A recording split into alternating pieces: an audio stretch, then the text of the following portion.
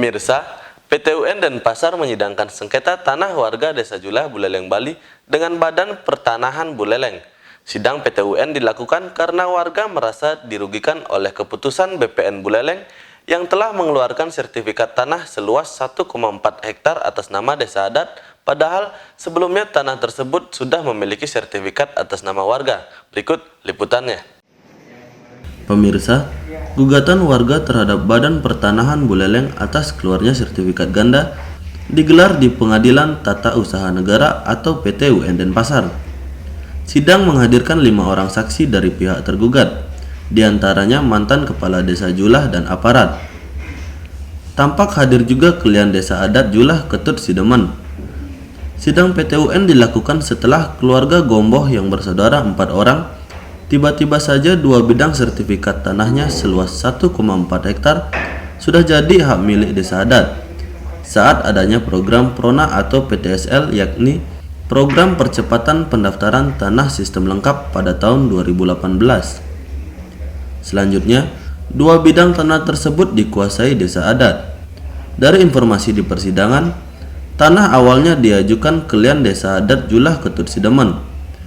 Hal ini dinilai sangat merugikan keluarga Sidie dan Gombah yang telah memiliki sertifikat sejak tahun 2017. Untuk itulah, warga melalui kuasa hukumnya meminta PT UN Denpasar membatalkan pengeluaran sertifikat hasil PTSL yang diserahkan tahun 2019 itu. Harapan kami hakim harus netral, bahwa klien kami memiliki sertifikat tahun 87, yang mana sertifikat itu tahun 87 sampai sekarang sudah didaftarin. Kenapa dibuatkan proses PRONA 2018 yang dimohonkan oleh desa adat menjadi atas nama desa Pekraman, desa adat Julah? Kami keberatan, sedangkan klien kami memiliki tempat yang mana klien kami menerima warisan dari orang tuanya namanya Aris, yang mana Aris mempunyai anak yang namanya Reni, yang pertama, yang kedua Gomboh, yang ketiga Siso, yang keempat Darsano. Ini yang menjadi pertanyaan kami, kenapa tanahnya Siso dan Darsano itu yang diklaim, sedangkan ini satu kesatuan yang menjadi 4 sertifikat. Ini yang klaim desa adat dan dibuatkan sertifikat atas nama desa adat mencapai 12 sertifikat. Kok desa adat memecah-mecah seperti itu? Kalau memang toh juga itu menganggap desa adat kan milik semua diambil, bukan 2 bidang sertifikat. Itu yang kami keberatan. Kami minta keadilan di dalam persidangan, makanya kami tempuh jalur hukum. Sebelum jalur hukum kami tempuh melalui pengadilan lewat PT UN, kami lakukan di Polda Bali, kami laporkan. Dengan laporan itulah kami mengetahui bahwa desa adat sudah memiliki sertifikat. Bahwa BPN telah mengetahui bahwa tanah itu sudah bersertifikat dalam mediasi. Sesungguhnya kalau sudah masyarakat itu sudah melakukan validasi di BPN itu sendiri, berarti tanah itu sah demi hukum karena dia sudah memiliki sertifikat.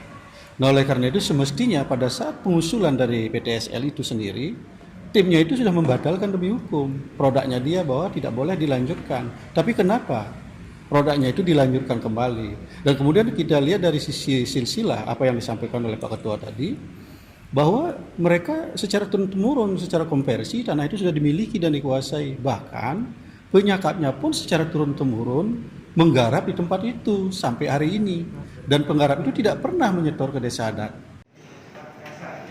Sementara saksi yang dihadirkan tergugat, mantan kepala desa Julah, menyatakan saat program PTSL tidak ada komplain dari masyarakat, padahal kepala desa saat itu ikut sebagai panitia PTSL.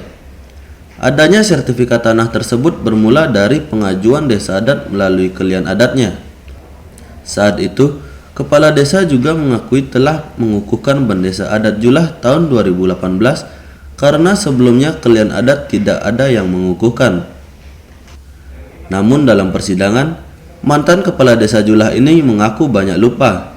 Sidang selanjutnya menghadirkan para saksi ahli baik dari ahli pertanahan maupun administrasi pemerintahan.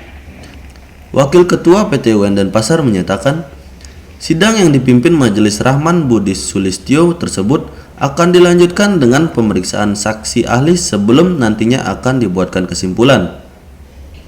Dalam amar putusannya, nanti PT UN bisa membatalkan atau sebaliknya, menguatkan keputusan BPN Buleleng dan bukankah putusan yang bersifat pidana maupun perdata.